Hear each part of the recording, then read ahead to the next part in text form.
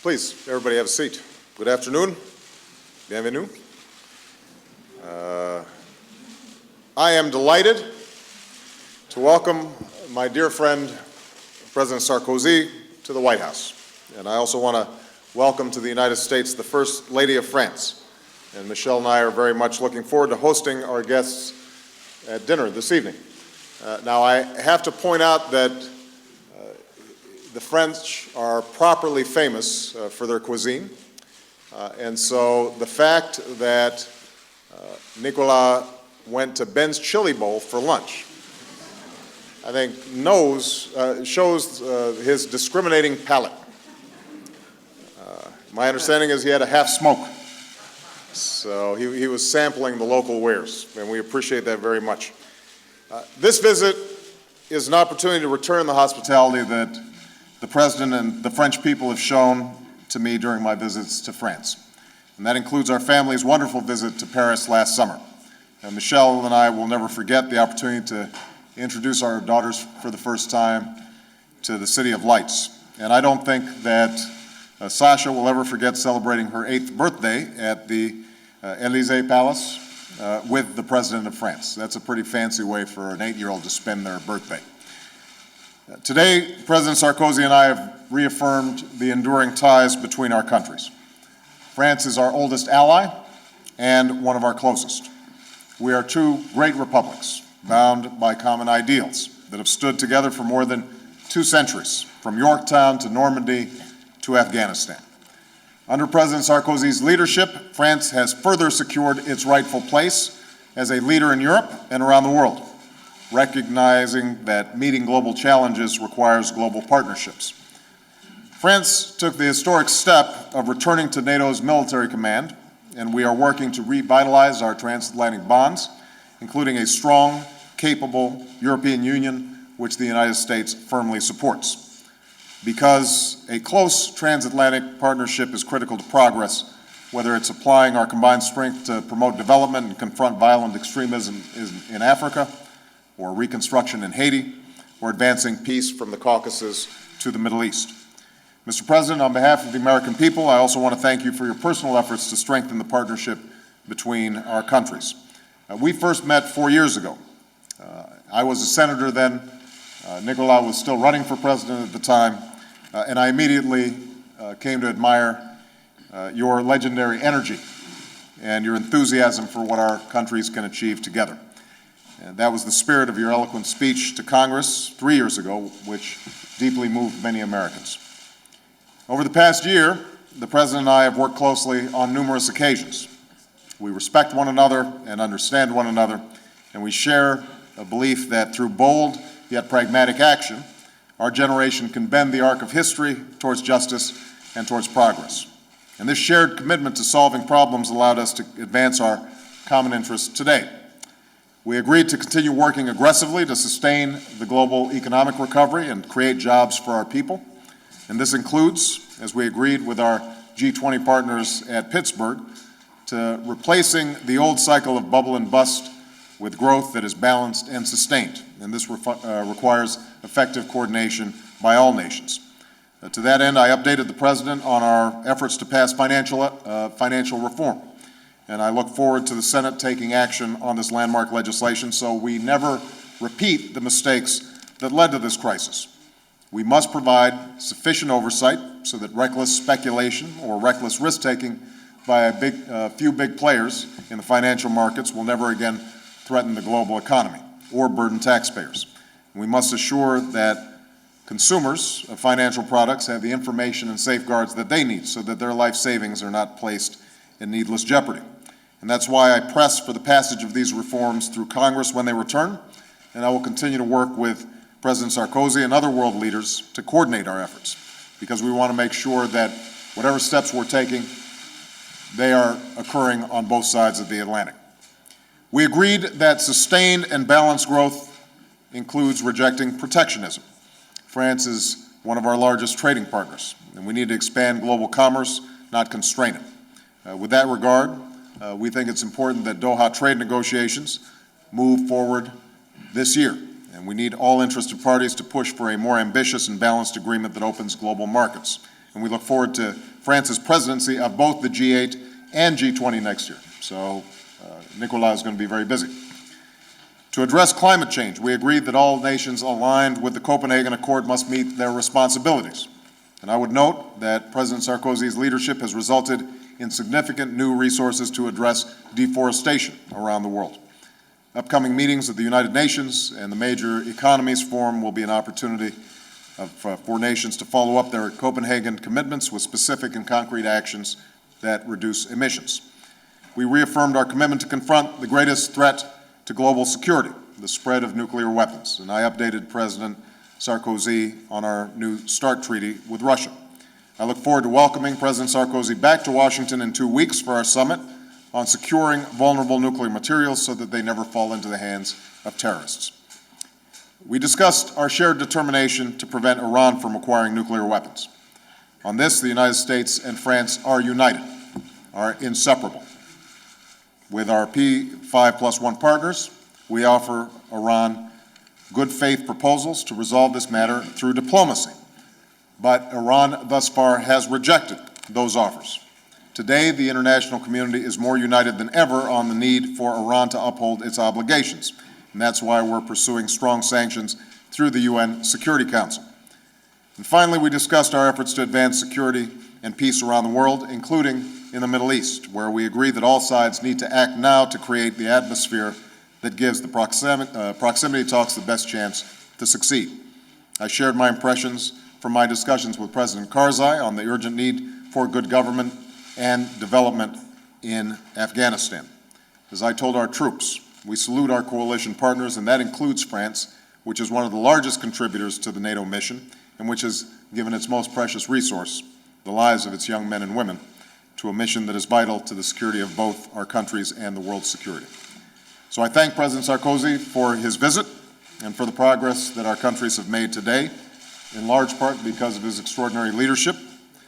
We are global partners facing global challenges together, and I think that Nicolas will agree that when it comes to America's oldest ally, we've never been closer.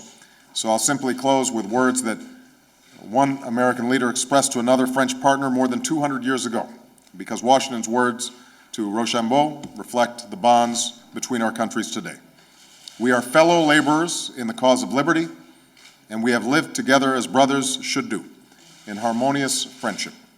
In that spirit, I welcome President Nicolas Sarkozy. Merci. Thank you, Mr. President. Thank you for your invitation.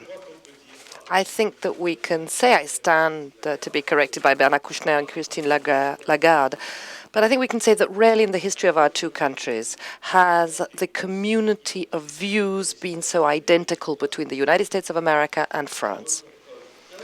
To wit, one example, which is that France would not be stepping next year into the presidency of the G20 had the United States of America not supported France for this presidency.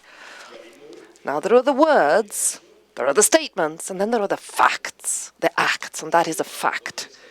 Now, I will not repeat what President Obama so eloquently said on Afghanistan. We support President Obama's strategy. We cannot afford to lose, not for us, not for ourselves, but for Afghanistan and for the people of Afghanistan who are entitled to live in freedom. Of course that the road is arduous. Of course nothing can be anticipated. And of course we are so sorrowful for the loss of young lives. But we have to have the courage to go to the end of our strategy and explain that there is no alternative strategy. Defeat would be too high a price for the security of Americans, the French, and Europeans. By fighting in Afghanistan, what we are fighting for is world security, quite simply. Now, on Iran, I am very satisfied with what President Obama has said. The time has come to take decisions. Iran cannot continue its mad race. Now, we don't want to punish Iran, which deserves better than what it has by way of leadership today, and therefore our fullest support in order to get stronger, tougher sanctions at the Security Council and take the necessary decisions is what you have. I have said to President Obama that with Angela Merkel and Gordon Brown, we will make all necessary efforts to ensure that Europe as a whole engages in the sanction regime. On the Middle East, it's excellent news to hear that the United States are thus engaged. And of course, peace in the Middle East is something which concerns primarily the Israelis and the Palestinians. However, the absence of peace in the Middle East is a problem for all of us, because what it does is keep feeding terrorism all over the world. And I wish to express my solidarity vis-à-vis President Obama in condemning the settlement process. Everybody knows how engaged and committed I am vis-à-vis Israel's security.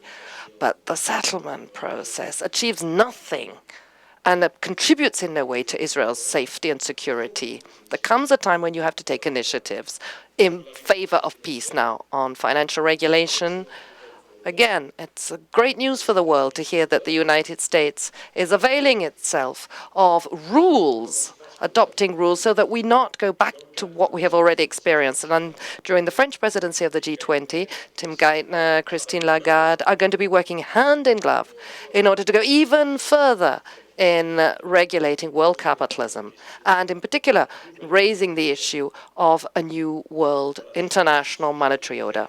Now, on all these subjects, there's a much convergence of views. And of course, I want to say to President Obama how glad we were for him and for the USA to hear of the successful passing of the healthcare reform.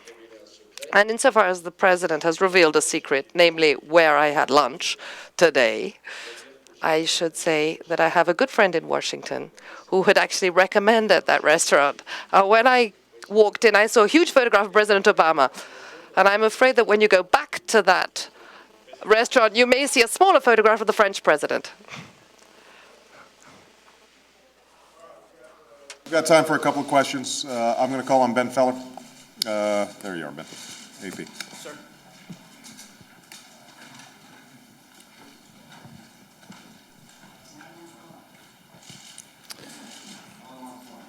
Thank you for your patience.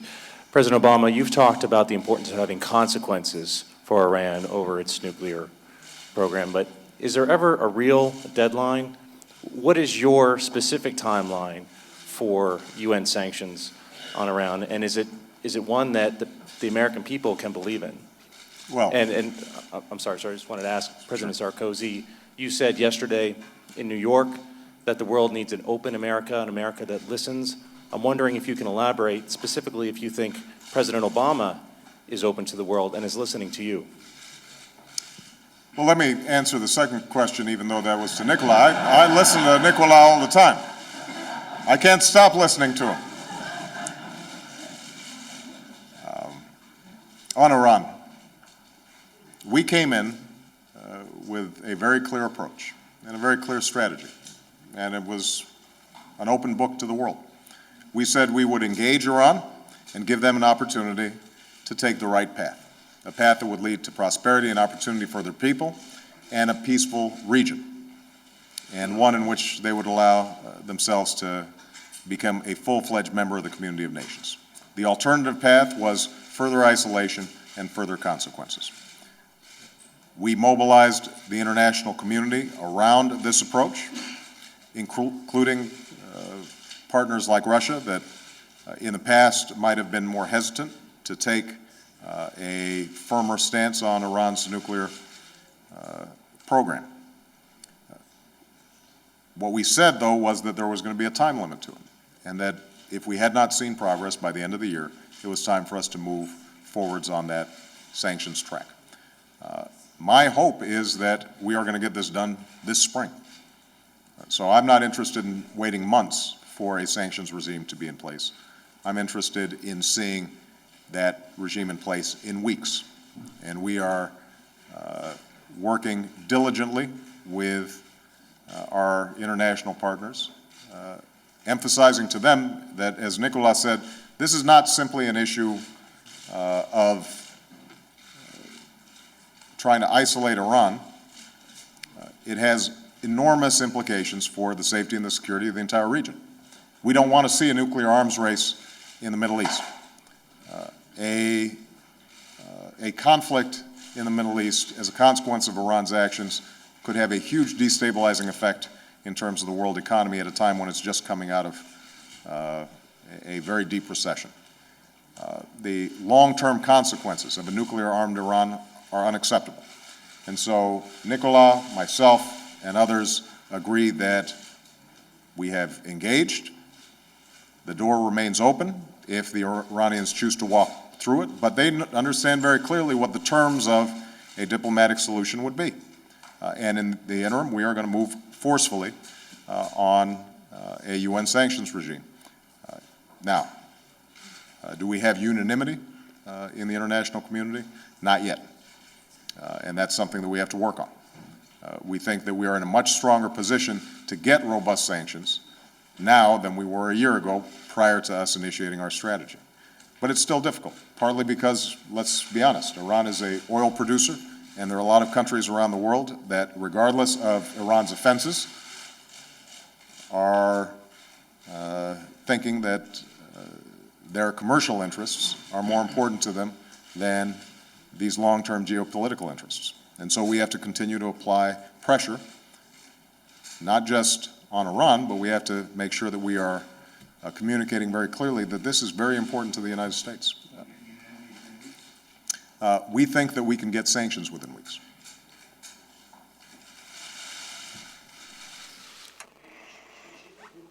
Well, I've read many comments, and I must have been quite amused on the relations between European leaders and the President of the United States. I say I'm amused because I've thought to myself, well, when we speak to one another, people must be listening to our phone calls. Because I have seen reports on conversations and discussions which in no way resemble anything that has ever taken place between Barack Obama and myself. Now, why is it easy for us to work? And I speak on behalf of Chancellor Merkel, or Gordon Brown, and other leaders. Well, because President Obama, when he says something, keeps his word. His word is his bond, and that is so important. There's a joke among us, we don't like surprises. Well, from that point of view, there's no surprises. When he can, he delivers. When he can't, he says so. So there are no surprises, and we try to be likewise. Furthermore, secondly, on all topics, and there have been some pretty tough topics. I mean, for instance, bonus taxes on bonuses, regulation, financial regulations, pretty heavy-going stuff. Copenhagen, I mean, I happen to think that President Obama is a step ahead of public opinion in the United States on this. But we're constantly talking about it. It's even President Obama who wanted us to have a call conference, a video conference virtually every month with Angela Merkel and Gordon Brown. Now, this doesn't merely mean that we absolutely agree neck and neck on everything, but we talk amongst ourselves. And this is a novelty from the point of view of Europe when we look at the United States, that everything is put on the table, anything can be discussed, everything can be discussed. What matters, you see, is not whether we agree once systematically before we've even started discussing things. That's suspicious. It's to say, whatever divergence of views we may have, we can talk about it among ourselves. And I say things very frankly to you, and this is what all we European leaders believe and think. I've also heard it said that Europe was less interested in the United States. But for heaven's sake, how many times do we have to come over to show that we are interested? What would it mean if we were interested? So, very frankly and very honestly on this, not only is it not an issue, not a problem, but it's great to be able to work under such conditions. I would say that what I have to say about President Obama is the same as what Kushner could say about Hillary Clinton or Christine Lagarde about Tim Geithner. We're constantly having a dialogue. I could even give you an example of something on which we don't necessarily agree, such as Syria, or we didn't agree. France took an initiative, as you know. Well, I'll say this to you. At no point has President Obama turned his back on what we were doing. Constantly, he's watching, he's listening. We're constantly exchanging information on the subject, even when there are more complex topics, including in our relations with the Russians. Before even we inform our Russian or the Russians or our partners, I pick up the phone, I call President Obama, and he knows exactly what we're going to do and why we're going to do it. You follow me on that? So there may be disagreements, but never for the wrong reasons. And as we are very transparent on both sides, there's confidence, there's trust. And I really think I can say that. There's a lot of trust. Now, trust always helps one overcome perhaps diverging interests. It may be that the United States of America has slightly different interests to those of France, but there's the bedrock of trust between us is something that he also has with all European leaders. And I don't say this to please you, I say it because it's true. And I took two examples of two topics that could, in other times, have led to head-on collision, and which in this case, on the contrary, I looked at on both sides of the Atlantic as a situation where we are complementary. Perhaps he said, well, maybe on Syria, France is on the right track, and maybe one day we'll have the opportunity to do likewise, and that's exactly the way we work. Allez-y, c'est pas moi. Go ahead, I'm not the one with the mic.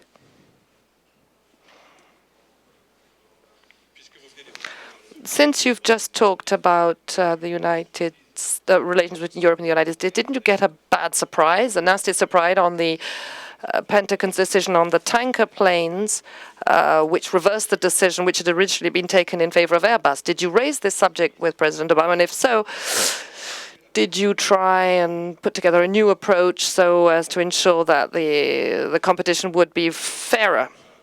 New version of this contract with the Pentagon, and don't you think that it would be probably fair to share this contract with the Europeans, since they are now full members of NATO, and that they share the price of the war on the ground? Enfin, si je vous disais que j'en ai pas parlé. If I said I hadn't raised it, it would mean that what I've just told you would be meaningless and senseless. Of course, we've talked about it. And President Obama will give you his answer. But I said to him, I trust you. And I do trust him. If you say to me that the request for proposals, the call for tenders will be free, fair, and transparent, then we say EADS will bid, and we trust you. What I said to President Sarkozy is that the process will be free and fair, and that the trust is justified. Now, it's important for my European friends to understand that, at least here, the Secretary of Defense makes procurement decisions. The President does not meddle in these decisions, and that's a long-standing policy. So I maintain an arm's length approach, but I have assurances from Secretary of Defense Gates that, in fact, the rebidding process is going to be completely transparent, completely open, and a fair competition. That's in our interests.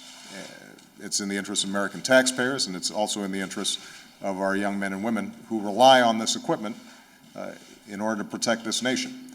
And it's important to note, I think, for those of you who don't know Secretary Gates, this is somebody who has actually taken on the military and weapons systems establishment and initiated some very significant procurement reforms that nobody ever thought would happen here in Washington. So he's somebody who's willing to call it like it is and make difficult decisions, and he will do so in this situation as well. Okay? Thank you very much, everybody.